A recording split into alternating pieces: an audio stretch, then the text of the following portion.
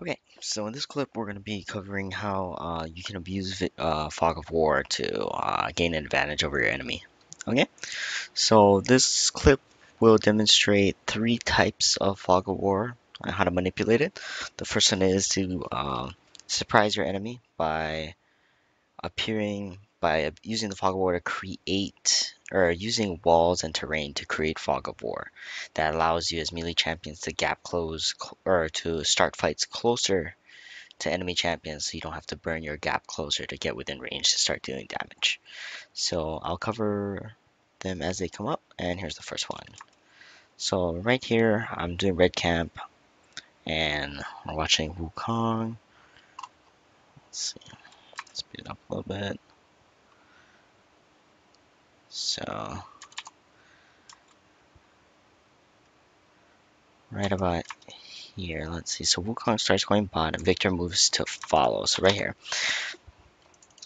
let me remove this. So right here, we can see that Wukong is rotating bot and Victor is moving to follow him. So at first I was going to stand here. As it would have, I was assuming Victor was either going to walk through river or come down through our jungle. But because of how he's pathing, this wall right here creates fog of war for me. As you can see, Victor has no idea who's right here because there's no wards.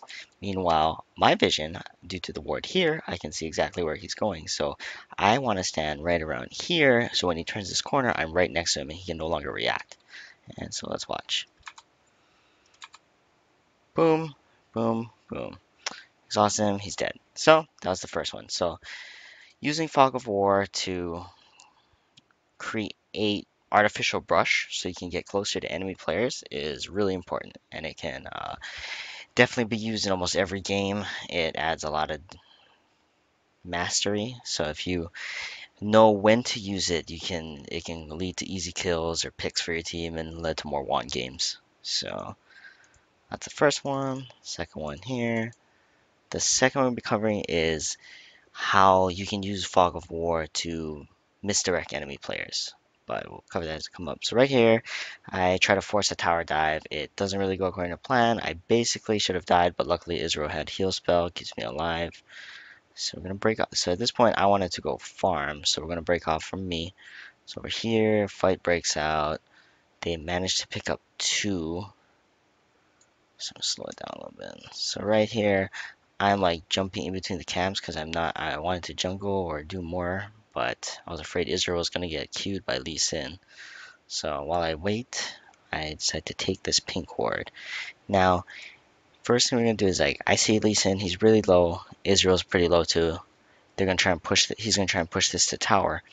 Now Lee Sin sees me killing this ward, so I'm assuming that after I kill it, let's see, so I start attack moving up. So from seeing that, Lee Sin saw me move up, auto attack the ward, move up, and auto attack, and he lost vision. So the last thing he saw was me moving upwards. So let's see what he can see right now. So right here, the vision faded. I'm no longer visible. So I did not know he had a ward here on Dragon, but right here is all fog. He knows because he has a ward in here that I did not walk back into my jungle, and he can't tell if I went up or if I backed in this bush. So we can watch how he plays it. So he goes over here. I believe he's expecting a tower dive. So he right here will drop a ward. Now if I rewind it a little bit, or from my vision, rewind it just a second here. Maybe a little more than just a second. Let's see. Okay, so I kill his ward.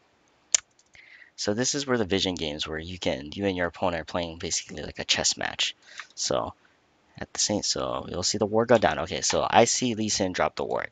Now, from my point of view, I'm assuming he knows that I want to go into his jungle and steal his camp or he's expecting a tower dive. So at this point, I want to stand here because if he's pathing around this way, I'm going to try and abuse line of sight just like I did on Victor. If he turns the corner, I'm already there and I'll basically kill him before he can react. So as you watch, so put normal speed. So I wait. and he doesn't show up. So I'm assuming that because he's Lee Sin and can lifesteal, he's going up to take his white camp because that would be a way for him to sustain and continue jungling. So at this point, I'm waiting.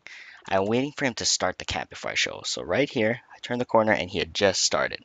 So put it back to normal speed. I chase him down. Bam, free kill. Okay, so let's watch that from his point of view because we both knew what was going on, more or less. I just thought a little bit farther. So let's see. Let's almost kill myself. Okay, so we're gonna watch from using his vision. There we go. So I don't pay attention to Lee Sin. So Lee Sin's thought process is again, he sees me kill the ward, and I vanish from view. So he's like, oh, I wonder if Shyvana's gonna come and tower dive me. So he puts a ward into the brush, and he waits.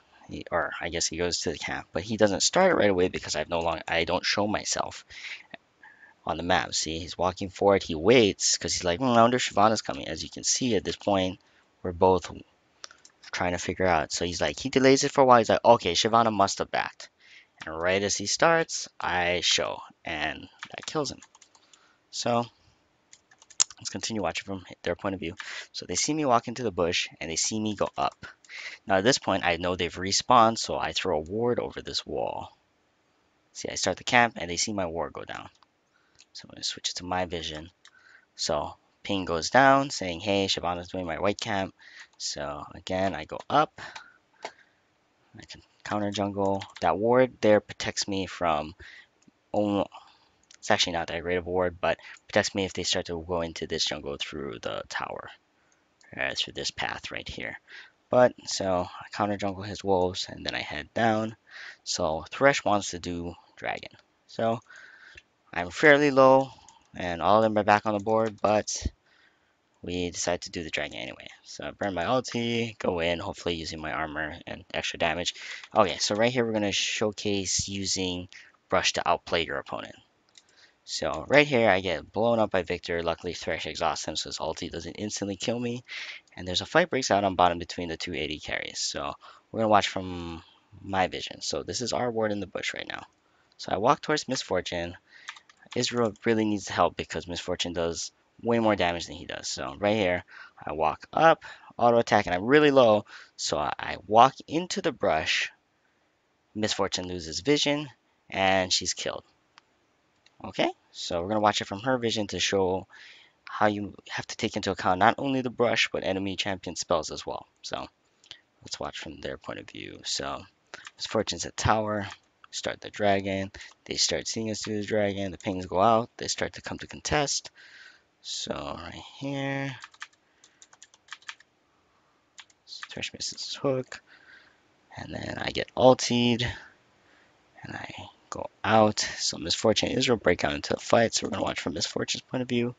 So here I am, miss, auto attack, walk into the bush. So okay, let's stop. Oop. Let's go back half a second.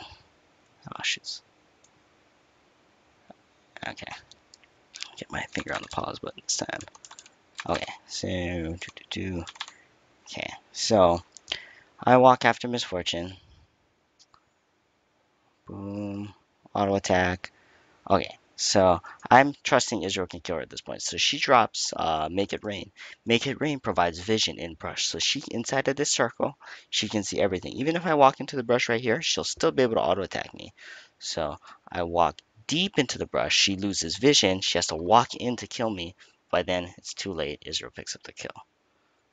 Okay, so this is just examples of abusing vision to be able to outplay your opponents and further your win ratio.